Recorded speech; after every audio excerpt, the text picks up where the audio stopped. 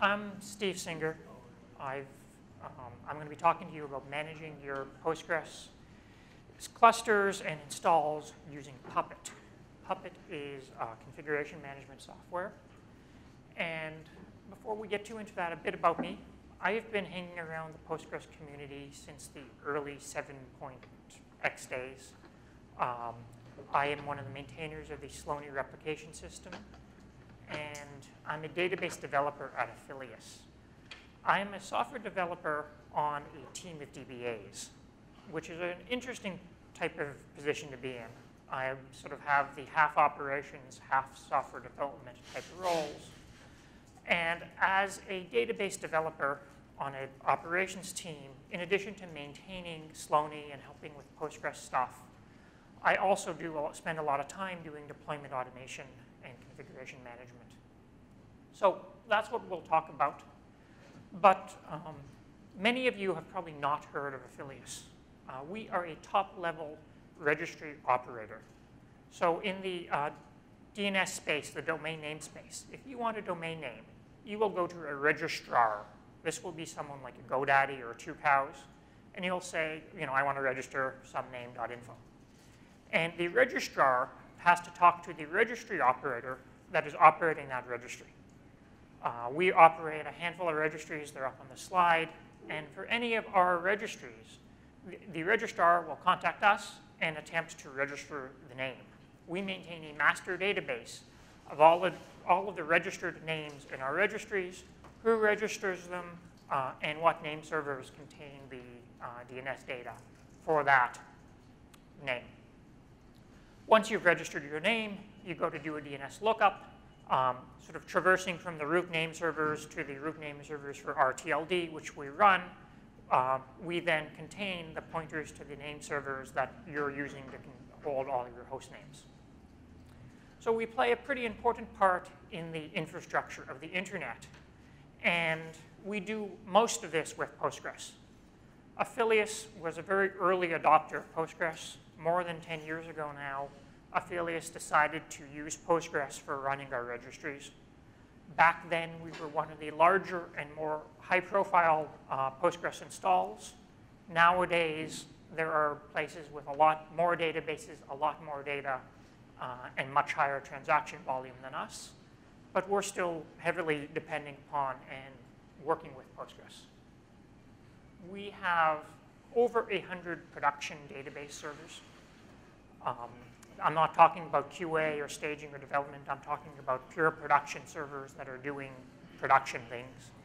Many of these servers are replicas of each other.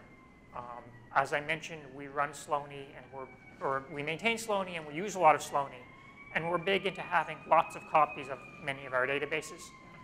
So we have lots of replicas, and we have lots of different systems. In addition to the software that runs our core registry stuff, we have systems that handle billing, we have systems that do reporting, we have our wiki, we have bug trackers. All of these things are using Postgres as an underlying database, and the database team manages databases for all of this stuff. So we got over 100 databases. In terms of technologies, other than Postgres, we're a Red Hat shop. We do Red Hat Linux, and we're running our Red Hat stuff on VMware.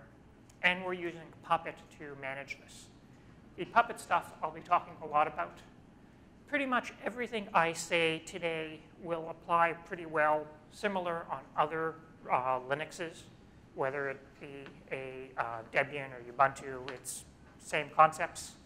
Much of this will work on Windows. You can do Puppet on Windows, but you're getting into the less common path. So there sort of be some dragons there that I'm not going to be talking about that. But it can be done, and you can figure out how other people have done this.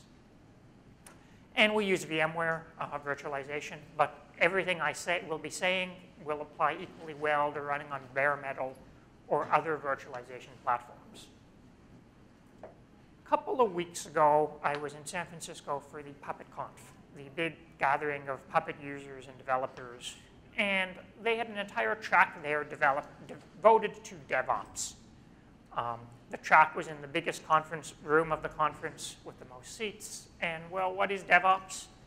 It's kind of like the cloud. It's cool. It's a buzzword. Everyone is talking about it, but no one really knows what it is. DevOps came sort of as a response to the Agile movement, where more continuous deployments, as there's this historical fight between development teams and operations teams. A lot of developers don't like operations. They sort of feel that they're adverse to change. They always say no. They don't like to do anything. And the operations teams don't like their developers. They feel that the developers never test anything. They throw code over the wall. Their code isn't robust. And you have this fight. If you're deploying your stuff once a year, the development teams and the operations teams don't have to deal with each other all that often, maybe a couple months of integration, and the fights are manageable. But as you go moving towards, instead of once a year deployments, once a month deployments, once a week deployments, once a day deployments, 6 times a day, which some people are doing, the tension between development and operations is a much bigger problem, and you need ways of dealing with it. DevOps is about taking sort of the techniques of development, source control, scripted, repeatable algorithms to do things, and applying them to operations while taking some of the control that operations has and applying that back to development. There are some goals in this. We want deployment automation. The days of logging into your database server, bringing up the VI, editing your PostgreSQL file, and doing :W and kicking off a reload are kind of gone with this approach to things. That was fun maybe, but we're not going to do that anymore. We want our changes to our production servers to be automated.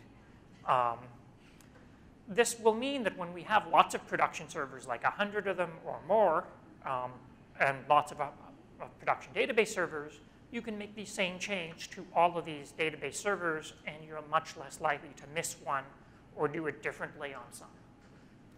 We want our database servers to look the same. Now, look the same does not mean identical. On my slide here, we have one Lego man has a wrench and one Lego man has a hammer. Some problems in Lego land are best solved with a hammer and some with a wrench. The idea is that you want your servers to be similar, and when there are changes or differences, you want to manage these differences. You want them to be controlled, and you want to know about them. There's probably a good reason to have a wrench versus a hammer. There might not be such a good reason to have a yellow hat versus a white hat. So that might be a difference that we want to eliminate while keeping the differences we like. So doing this, our servers can be the same, but not identical. And we want consistency, not only between our different production servers, but we want consistency between development, staging, QA, and production. All of these environments, the closer they are together, the less likely you're going to have a situation where the developer says, well, it worked on my laptop. If the laptop is much more like the production environment, because it's being controlled using the same deployment scripts as production, something that works on a laptop will probably work on production. If you don't allow trust in your pghql file in production, and you don't configure your development laptops or your QA machines like that, you're going to catch the error where you depend on trust because you haven't specified a password very early on in your process, not on your deployment day. And we want to reduce manual commands. If you try deploying 100 database servers with typing initdb 100 times, this is kind of a waste of your time. And your time can be better spent doing other things. So how do we do all of these things? We use configuration management software from Puppet Labs called Puppet. Puppet is open source software with a commercial version. You can go to puppetlabs.com and download open source Puppet. It's written in Ruby, and it will do everything I talk about in my slides today, and it's full-featured. It's not tripleware or anything like that. If you want a support contract, a fancy management GUI, and maybe friendlier packaging or a longer bug security fixes and bug fixes to old versions for a longer amount of time, you might decide to pay Puppet Labs for the enterprise version. At Afilias, we are using the enterprise version, but I would also recommend the open source. It's whatever works for you. So how does Puppet work? In Puppet, you have a Puppet master. This is the server that has all of your Puppet modules, your Puppet code, your manifests, your configuration. And you have a bunch of computers. Each of these computers, they might be database servers, they might be web servers, they might be firewalls. All of these computers are running the Puppet agent. The Puppet agent will run, and it will connect to the Puppet master and say, hey, I'm the agent for DB1. What should I do? And the Puppet master will give the computer agent instructions on what to do. Puppet has something called a node definition. The node definition defines what classes what Puppet classes are applied to a particular server. So you build up these mappings. Database servers, let's say, DB1 you might classify as a database server and say has the Puppet class pgsql and Slonik. The Puppet master will take this node definition and take the source code for these different classes and bundle them together and turn that into a catalog. The catalog is a set of instructions and a description of the computer you're setting up. And this catalog will be shipped down to the computer, and the Puppet agent will apply the catalog. Applying the catalog will make the computer reflect the changes that are described in your Puppet classes. Sort of to better explain this, it's useful to look at a basic Puppet class. Puppet it's a language, and it has syntax, and the class, this is sort of your basic class. A class, you say class, the name of the class, and it can contain other classes, or it can contain resource instances. Resource types are the other thing in Puppet that make up a lot of your Puppet manifests, and resource types are what actually do the work. Puppet ships with a whole bunch of resource types predefined, pre-written. One of them is the package resource type.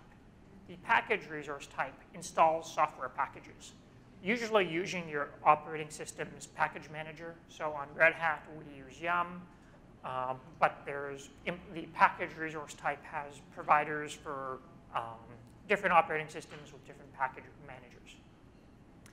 So we say we want to install a package, and we want to install the Postgres server package. That's the name of the resource. It's an argument. And we're passing some other arguments to the resource type. We want to install it, and we want to use Yum. And Puppet will go off and ensure that the PostgreSQL server RPM is installed on the server that has this class declared in its node definition. Puppet is declarative. What we mean by declarative is that the Puppet syntax, you declare how something should look, not necessarily what it should do. So before we declared, we want to install the Postgres server RPM. In this case, we're declaring with the file resource type that we want a file temp hello world to exist. And we're also declaring that the content of this file should say welcome to Chicago. When Puppet runs, it will say, does the file temp hello world exist on your computer? If it does not, it will create it. If it exists and says welcome to New York, Puppet will change that file to now say welcome to Chicago. You run Puppet a second time, the file now says welcome to Chicago, so it has nothing to do. It ensures that what you have declared is true. So that's sort of a basic idea with your Puppet classes. You want to keep them in mind. You want to do this in a declarative fashion, And you want to do it so that each time you run Puppet, nothing will have to change unless your server has changed or you've changed your classes or your configuration.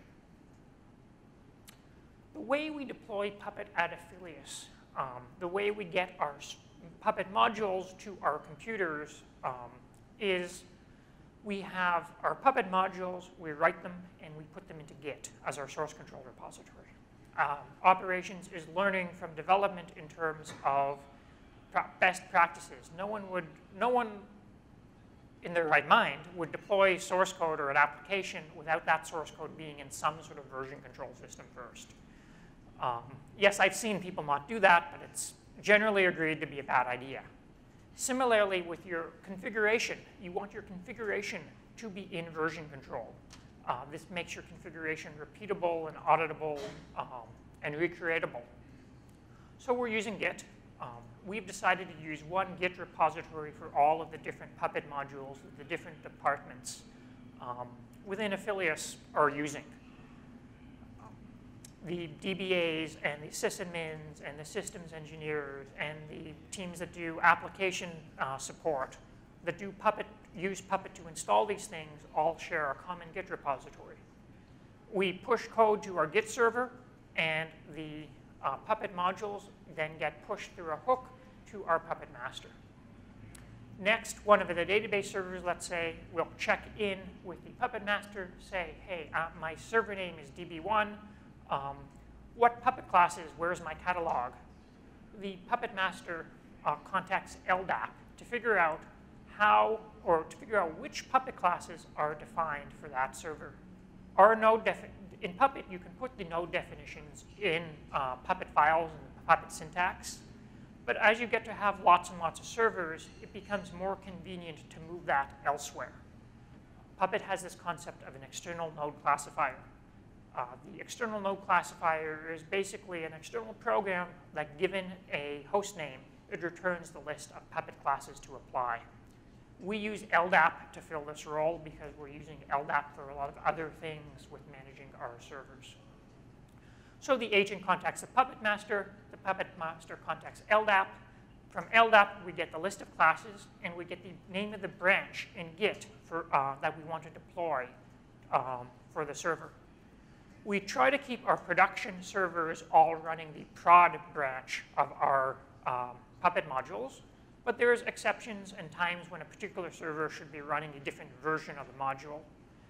Our staging servers are often running something that is not prod, but prod plus the changes we're testing in staging, and then we go make our changes to our Puppet manifests, test them in staging. If they're good, that'll eventually get merged into prod during a change control window, and that merged prod will get pushed to the Puppet master, and will then manually run Puppet on all of our servers. Some people in the Puppet community are big on running Puppet automatically, having the Puppet agent run every hour or once a day to do things on their servers. We don't do that. We're kind of scared of unintended changes going out on a server without us knowing about it at a random time. So we manually do our Puppet runs. When we know we have a change, we go to the servers, select them on the web console, and kick it off Puppet. When we went to manage our databases with Puppet, we had a couple of goals. Pretty common for Postgres sites. We wanted to make sure the binaries got installed. We wanted to handle things like initdbs and manage our configuration files. I'll talk more about each of these in a couple of slides. But there is a Puppet module on the web that's been open sourced that does much of what I speak about. It handles starting Postgres, stopping it. It handles dealing with your conf files.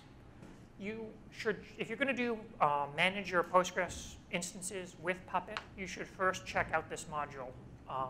It seems to be well maintained, supported, does a lot of things, but we don't use it. Why don't we use it? We used to be running on AIX before Red Hat, and when we were on AIX, for whatever reasons, we had a requirement to have multiple minor versions of Postgres on the same server. So we would be running a 9.2.9 and a 9.2.10 on the same server at the same time. And the community RPMs from yum.postgres.org don't really allow you to do that. You can have 9.1 and 9.2 installed, but you can't have 9.2.10 and 9.2.9 installed at the same time. And the community Puppet module also did not deal very well with that. So we ended up having to build our own RPMs that install to different paths with the full version of Postgres in the path, and it was easier to write our own Puppet module to manage this non-standard install than getting the community stuff to work with it. So we built this pgsql cluster resource. This is a Puppet resource, and it manages our Postgres cluster. One instance of the resource will manage one data dir. The resource will create the data dir, it'll perform an initdb, and it will deploy our conf files. We also added things like creating standard database users, creating Unix users to own the Postgres process, etc. We're doing this type of stuff through Puppet. Conf files are a big part of the stuff you're going to be managing, whether it's Postgres or another application. And the way you normally will manage a conf file with Puppet is using templates. Puppet has a templating engine. It's the Ruby templating engine. If you've done work in Ruby, web work maybe, you have these ERB files that the Ruby interpreter will convert to files based on variable substitution, and it'll expand loops and ifs. Puppet uses this same facility. So if you're familiar with Ruby and you know the template language, great. If not, it's not hard to learn. The idea is that if you want shared buffers to not be hard-coded in your template, but the value of it to be based on a variable, you put in within angle brackets the name of your variable, let's say shared buffers, and when you run Puppet, it will convert your template to a version of the file that has the variable substituted. So how would you do something like that? In your Puppet code, you would set a variable, the variable shared buffers, or whatever it is you're referencing in your template. I'll talk more about where you want to get that 300 megabytes from in a couple of slides. But the idea is we're going to use the file resource that we saw before. We're going to say we're managing the Postgres conf file, and the content of that, instead of being a hard-coded string like hello world, it will be the template from our template, which will be checked into source control along with your Puppet modules. Puppet runs, it'll do some template substitution on the template, create an expanded out template with 300 megabytes, ship that as part of the catalog down to the computer, and we'll have a fully expanded PostgresConf to apply. Some variables are going to become based on settings on the server you're deploying to. A good example is, let's say, listen addresses. You don't want to put star in listen addresses. You only want to listen in on your first Ethernet device, maybe, EG80. But you need the IP address of EG80. You can get this from Puppet. Puppet has a program called Factor. It runs as part of the Puppet agent, and it collects facts about the computer you're running on. Factor runs, it collects probably a couple of dozen facts, amount of memory, host name, IP addresses, and you can also add custom facts. You can write a bit of Ruby code to compute whatever you want to compute as part of the Puppet run, and this data will be shipped back to the Puppet master and made available as a variable. This variable can then be used in your template. Other variables don't come from the server, but are things you're going to want to control.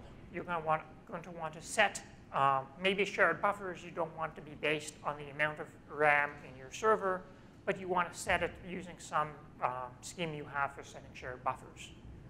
If you just put shared buffers hard-coded in your Puppet class, a line above the template like I had on my slide, your Puppet class your templates are reusable, but your Puppet class that has 300 megs hard-coded into it is not particularly reusable. We can do better than that. Puppet has a hierarchical data lookup facility called Hiera. Hiera is a way of taking your data and separating it out of classes into a place where you can then change it based on variables. The idea of Hiera is that you're going to set some context variables. Let's say the things that affect the port Postgres will use are the application Postgres versus MySQL, and the product you're running on. Let's say the billing product has a different port than your reporting product. So you set these variables, the context, and you say, Hiera, give me the port.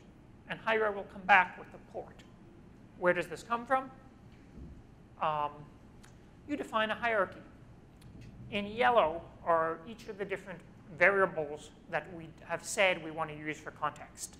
Some of the variables, like FQDN, are from Vector, the fully qualified domain name. Often you will want to set variables that are specific to an individual server based on the host name of that server. But you don't want all your configuration set that way. Other things you want to set based on your domain name. So if you have 2 data centers, you've probably set them up into different domain names for the different hosts. Some variables you'll set that way. Others might be on something like an environment type, QA versus staging versus production. And others will be your application. So we have a hierarchy. And we have our Puppet code from above that does a Hiera search. How does this work in practice?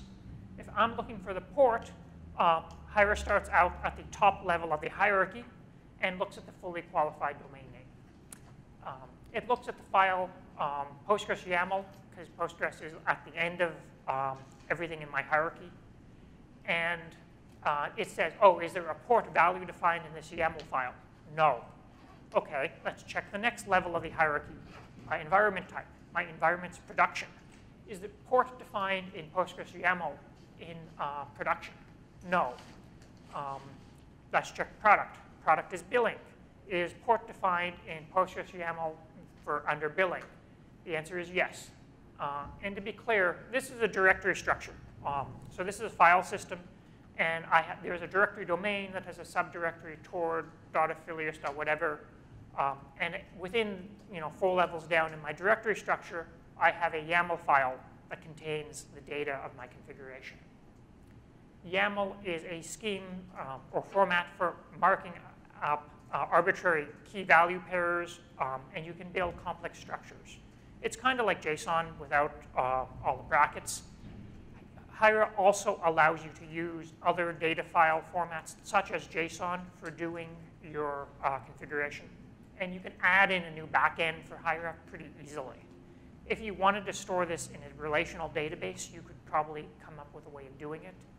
We like the YAML files because they can be checked into Git and versioned and merged, and it works very well. As I said, in addition to the port, the key is port, the value is 5432, and then we can also have a list or a hash. So we have a hash that lists the names of the databases that should be created with CreateDB.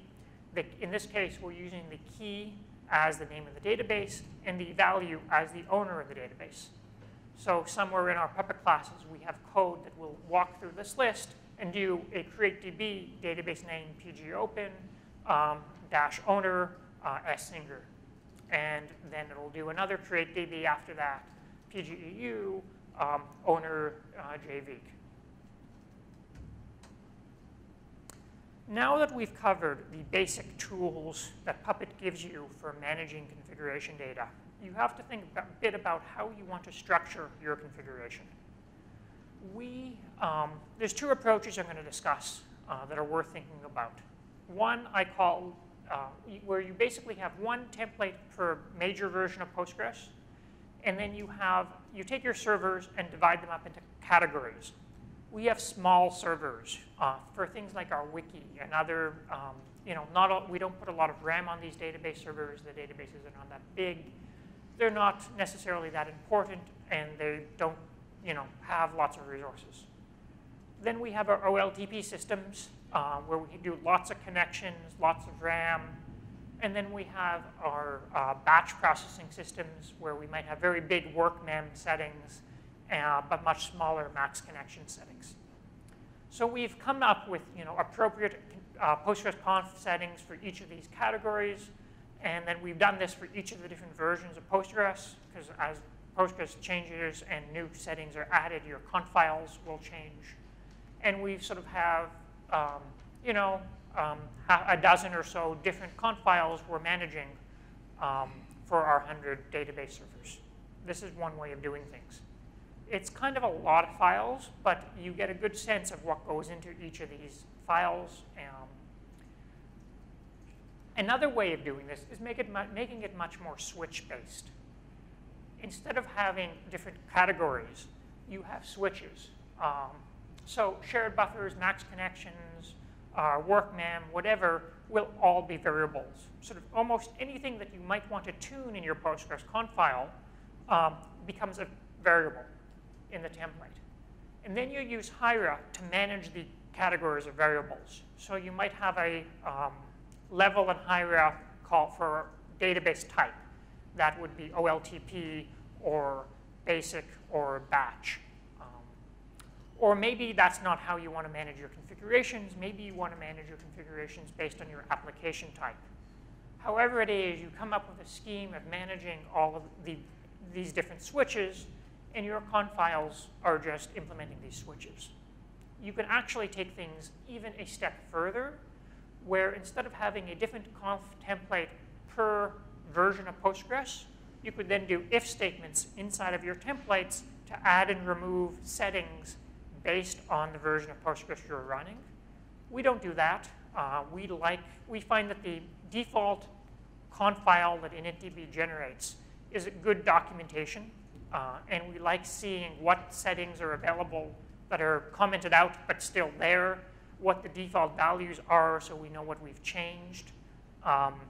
We find that getting that level of documentation is a bit more awkward with the templates. With ifs, if you're having a shared conf file, so we don't do that, but you could. A lot depends on how many versions of Postgres you're running too. Another thing we have as DBAs is a lot of cron tabs. We run cron jobs for doing backups, for doing monitoring. For mate, some people do cron tabs for analyzes and vacuums. Over our different, 100+ databases with different needs, keeping track of which crons need to run on which servers is a bit of a challenge. So we use Puppet for this as well. Puppet has a cron resource type. The cron resource type basically adds an entry into cron, or the cron tab, when it runs on your agent server. So we might add a backup, declare a cron resource type for backups, calling our backup script. We might want to run it at midnight. And when this runs, it will get installed in the cron tab of our Postgres user on our server. We take that pgsql resource that I talked about earlier on, and we build classes up that live on top of it and live on top of that to describe our different types of applications and the different things we need with respect to cron jobs and files in the system for running our databases. Or this is really running the servers the databases are on, much more than versus the stuff that lives inside of Postgres. We're also a big Slony shop, as I mentioned. And I talked about how we want to do the same thing in QA and staging and production and ideally development. If you have a maintenance script and you're running it in production for the first time, you're asking for trouble. But if you want to run this in staging and then QA already, you're much more confident. But this is a bit of a problem with something like Slony, where at the beginning of the Slony script, you have to specify the names of the hosts that Slony is going to connect to do different things. you can't really have the same host names in QA and production. So how do you run the same script but let these things differ? We do this with Puppet. As you'll see, there's sort of the top part of the script and the bottom part. The top part are things that tend to change between the environments. We call this our Slonik preamble. The bottom part is the Slony commands that actually do interesting things, like adding a table to a replication. So we separate this out. Then what we do is we describe the structure of our Slony cluster in Hiera YAML files for Puppet. If our Slony cluster has 2 nodes, we build up saying, oh, there's node 9181 and 9192. For those of you unfamiliar with Slony, that is how you name a node in Slony. You assign it an arbitrary number. And we specify the mapping of the host that has and what port it's on. And with this information, our Puppet class, we have a Puppet template that will walk through that hash. And it will walk through that hash, and it will generate the Slonik preamble at the top of the slide from the previous slide that contains the actual host names based on where we're running. So in production, we will have one YAML file, and in development or QA, we will have a different YAML file with the QA hosts. So when a developer wants to test a Slonik script for a maintenance, they will write their Slonik script where it depends upon the preamble, including the preamble that is generated through Puppet, and the useful stuff, the set add table, gets added at the end. That's the part they write, and they can test their script by running the same thing in QA and the same thing that will be run in production. The difference being the preamble at the top, which because it's automatically generated, we can test our automatic generation code so we can be fairly confident that things will work. Another issue we have had is removing things. Building database servers or building servers with Puppet is great. You declare what you want to be there, you run Puppet, you have everything on your server. People who maintain web servers, when they want to change their server configuration, they can often just throw the web server away, build up a new one, add it to their load balancing pool, and and throw the old one away. They can migrate between server VMs that way. This doesn't work quite so well with database servers where you don't really want to throw away your data that is on your database server. So you need ways of undoing something. You might add something to Postgres, to your Postgres server, maybe adding a directory somewhere. And at some point later in time, you decide, oh, I no longer want this. If I'm going to build a new server, I'm not going to install that. But I also want to remove it from the existing servers to clean up. To do this, what we've started doing is for every class in Puppet we write and every resource we write, we also define a dual class. The dual class we call : remove, and it undoes whatever the primary class declares. So if we have a class that declares a database node that might perform the initdb and start up Postgres, we will also have a remove class that will undo the initdb. Undoing the initdb is deleting the data dir. So we'll make sure that data dir is not there if a server has been declared with the database node to be removed. We have found this does not work too badly when we write our remove classes and we remember to test our remove classes. More often than not, we are busy implementing something new and we don't spend the time testing the remove. So we've sort of learned that when it comes time to actually do a remove, it pays to first build up a new server in development or QA or somewhere with these databases installed and configured as production. And we can be pretty confident that the new server we just built in our development environment looks very much like our production instance because everything's declarative and we don't manually change our production server outside of Puppet. So then we can test or develop a remove class. We do that a couple times or go through some test, change, test, fix iterations. And we now verify that our remove class removes what it should remove, it doesn't remove what it shouldn't remove, and we're ready to go into production. This has been working rather well for us, and it's a technique worth keeping in mind. I spoke a bit about initdbs. Something else we have found is sometimes we don't want to create a new server with an initdb. We want to create a new server based on an existing server doing something like a PG-based backup. PG-based backup is a great tool. I think it comes with 9.1 and above, where it will connect through the replication protocol to another Postgres instance and pull all the data from a running Postgres instance down to your new server. You no longer have to sort of rsync your data files. You can just use PG-based backup if you want a new server, either as a streaming replica or just a new server, maybe in QA, with all your production data as a starting point for your QA test.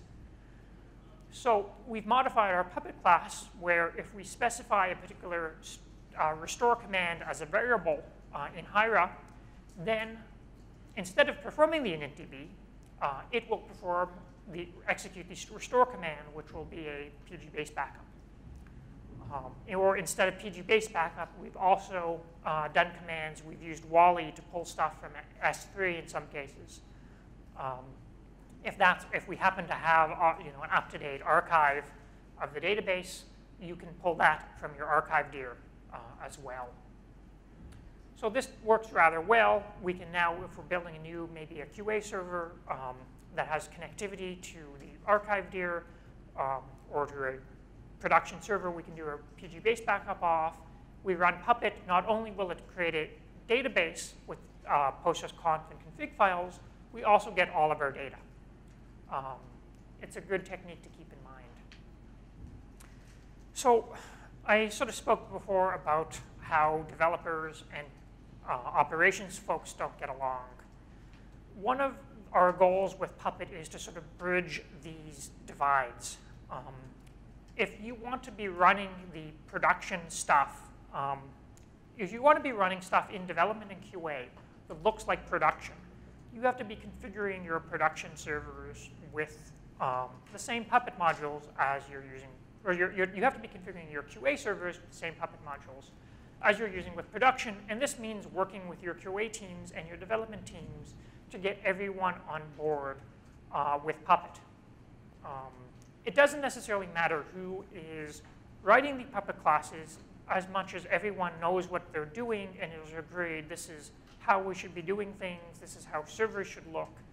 And this tends to be a larger problem than learning the Puppet syntax for a lot of organizations. One of the previous, I guess one of the speakers this morning in the keynote was talking about, I think it was Conray's law, about how your code looks like your organization org chart. And this is one of the things to keep in mind, that you're sort of trying to use, we've been trying to use Puppet as a way of bridging that. So multiple teams that might not like to talk to each other still have to collaborate on the Puppet modules. And it has been working rather well for us so far. We're successfully pushing our Puppet stuff into our QA environments at the moment. We've not yet been successful in getting developers to be running Puppet on their development VMs, but I think we will eventually get there. We're sort of approaching this in incremental steps, and I think it'll work. So with that, I guess I will open things up to questions. Yep? I have two questions. First one is, do you push your DDL through Puppet? So the first question for the recording is, do we push our DDL through Puppet? We do not. We at the moment are not, once we've tackled and sort of solved the configuration of the database server problem, we still have to solve our DDL problems. I'm not convinced Puppet is the best tool for this. I see how you could do it, but we don't. Second one is, how do you handle their switchovers or failovers if you're managing Slonik? So how do we manage our switchovers or failovers if you're managing Slony via Puppet? So the Slony failover command is not scripted through Puppet for us. For us, when we have to do a Slony failover, someone has to decide, yes, the data center really has gone down, we want to do a Slony failover. And they manually kick off this failover script we've prepared for doing that. And our database servers are configured such that the failover and the master database server are actually running the identical configurations with respect to Puppet and Hiera. So there's no Puppet run that needs to run with respect to that. What does change are things like the backups. Previously, if we were doing a backup on the master, or a better example might be one of our purging jobs. We have cron jobs that go and delete data from log type tables that are X days old. Instead of running against the master, you now want to run that against the slave. For that effect to happen, we need to kick off a Puppet run, and we need to change in Hiera the name of the master. What we're working on is scripts that, as part of a one-button failover decision, this script will change the config in Hiera to use the new host name, commit to Git, and kick off the Puppet run. We're investigating, so this multi-server workflow, a Puppet is great for things that happen on one server. Once you have a workflow that has to happen on 3 servers in a certain sequence, that's called orchestration. And a lot of the Puppet has a tool called mcollective or marionette collective that tries to solve this. There's other ones. We're actually looking at a product from VMware. I think it's called vCenter Orchestrator that does this. And as well, it allows you to script your different actions that have to happen on, say, a failover. You have to change DNS. You have to bring up some new VMs. You have to kick off a Puppet run. So that's how we're trying to automate that part of it. Question? I saw on one slide you were creating databases and assigning owners. Yes. I'm wondering, does the Puppet check whether that stuff exists, or does it always try to create it on every run and fail if it already exists? So the question for the was, we are creating databases and assigning owners, and does the Puppet run check if that exists and fail if it already, or does it fail if it already exists? No, we do a check. I have an example here. When you do the Puppet exec, let's say the initdb as an example, we perform the initdb unless, and then we provide another shell command, which is a test condition.